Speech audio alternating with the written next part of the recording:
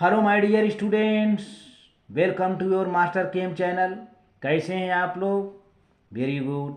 मैं अमला शंकर यादव आज आपके लिए मतलब क्लास नाइन्थ के लिए वीडियो नंबर लेक्चर नंबर 5 लेकर आया हूँ। यह लेक्चर डिफ्यूजन से ज़्यादा रिलेटेड है। वैसे इसके पहले भी हल्का सा डिफ्यूजन के बारे में डिस्कशन हुआ था, लेकिन यहाँ पर कुछ ज़्यादा है। डिफ्यूजन का मतलब बच्चों होता है यूनिफॉर्मली मिक्सिंग ऑफ टू और मोर गैसेज, समान रूप से। अब जैसे आप देखो, अगर बत्ती जल रही है पूरे कमरे में फैल जाती है उसकी स्मेल। किचन में खाना पक रहा है पूरे कमरे में फैल जाती है उसकी स्मेल है। तो अब देखते हैं कि डिफ्यूजन सबसे ज़्यादा फास्ट गैसों में होता है और सबसे स्लो सॉलिड में होता है।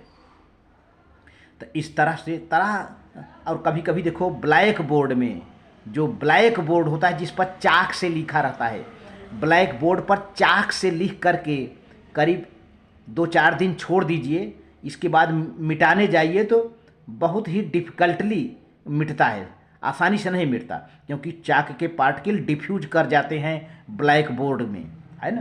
तो इस चाक क्या है? सॉलिड है। तो इस तरह से देखा जाए तो पहले डिफ्यूजन का डिफिनीशन देखो। The spreading out and uniformly mixing of substance with other substance due to motion of its particle is called diffusion। यानी कहा जाए कि अगर पार्टिकल में मोशन न हो तो डिफ्यूजन भी नहीं होगा। डिफ्यूजन होने के लिए क्या रिस्पॉन्सिबल है? मोशन। मैटर के पार्टिकल में मोशन न होता तो डिफ्यूजन भी न होता। तो कहा कि due to motion of its particle is called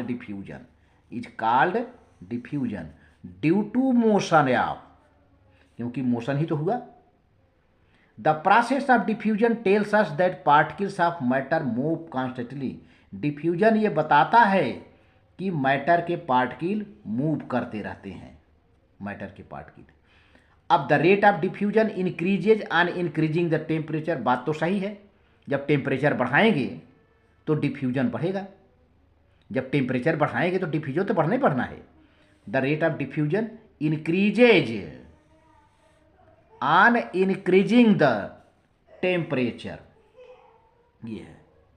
अब देखिए थर्ड पॉइंट में है the diffusion is fastest in gases. Diffusion सबसे फास्ट किस में होता है? गैसों में। और सबसे स्लोवेस्ट किस में होता है? सॉलिड में। तो इस तरह से डिक्रीजिंग ऑर्डर ऑफ डिफ्यूजन यहाँ पे मैं बनाया हूँ। देखिए सबसे ज़्यादा गैसों में है, इसके बाद लिक्विड में है और सबसे लास्ट में सॉलिड लिखा हुआ है। तो ये डिक्रीजिंग ऑर्डर ऑफ डिफ्यूजन है। कुछ एग्जाम्पल्स हैं, जैसे स्मेल ऑफ फ्राइंग फूड है, खाने को फ्राई किया जाए, भोजन को फ्राई किया जाए, पकाया जाए। स्मेल ऑफ परफ्यूम्स, इत्र होता है, परफ्यूम होता है। फ्राग्रेंस ऑफ बर्निंग इंसेंस स्टिक्स, अगरबत्ती की महक।